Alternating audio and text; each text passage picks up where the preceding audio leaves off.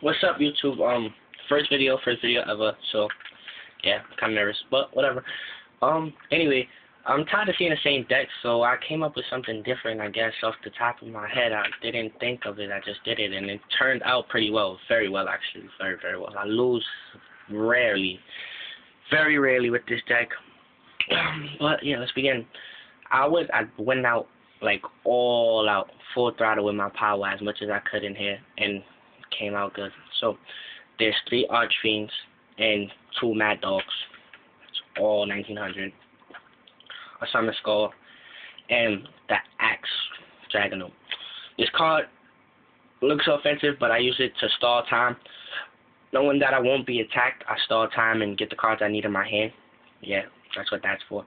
Black Salvo is to get my Dark Strike fight out. Dark Arm Dragon explains itself. Dark Crusader is just the helping hand, basically. Death Koala is to stall time and inflict damage. Why not do both at the same time? Earthbound Immortals, I'll tell you about them at the end, because I'm going to explain it more. 2 Mask, because you always need your traps. Well, I always need my traps for this deck, especially one specific trap. 2 Twin Sword Marauders. I hate defensive cards. Like, I hate not knowing what my opponent has down on his field. So why not attack and go again after that and kill some life points? Because he can attack twice if he attacks a face down card. So Vampire Lord and Vampire Curse, they just went with the deck, so I put them in there, and they work perfectly. They collide perfectly with this deck. I have Dark Bribe. I don't know how many Dark Bribes I have. 1 Dark Bribe. Alright.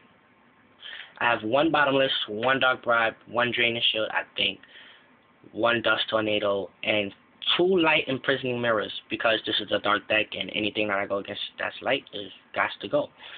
So I have 1 Allure in this deck because you don't really need to keep going in your deck. You have the support, so that's whatever. But if I had another Allure at the time, I probably would have put it in there, truthfully. But yeah. Anyway. Brain Control, because I don't like sacrificing my own monsters, so I use that to sacrifice my opponent's monsters. Summon things like Vampire's Curse, and Vampire's Lord. Cold Wave explains itself. Foolish Burial is for my Dark Arm Dragon. There's a combo. If Dark Arm Dragon is in my hand, and I had two or whatever dark monsters in my graveyard, I use Foolish Burial and send them out. That's how that goes. Heavy Storm explains itself. Mausoleum of the Emperor is for my Earthbound Immortals and whatever other cards I want to summon without sacrificing. Earthbound Immortals, to stay on it, everybody knows to stay on the field, they must have a field spell card. So yeah, it stays on the field, I guess. Monster Reborn explains itself. Mystic Plasma Zone, I need field spells for my Earthbound Immortals, and my whole deck is dark, so why not have it? Reload, just in case you get the shittiest hand ever. Smashing Ground explains itself. Swords explains itself. Terraforming explains itself. United We Stand is just in there for extra kick, just in case I have like Black Salvo or something on the field and I need to do something quick. Veil of Darkness is another reason why I didn't put another Allure of Darkness in here. It's just like a continuous Allure of Darkness. So, alright, let's see. I have a forgot, told you about that already. Cylinders and Force, Mirror Force, of course. And I have a Mirrors of Oath. This card is good, especially for cards like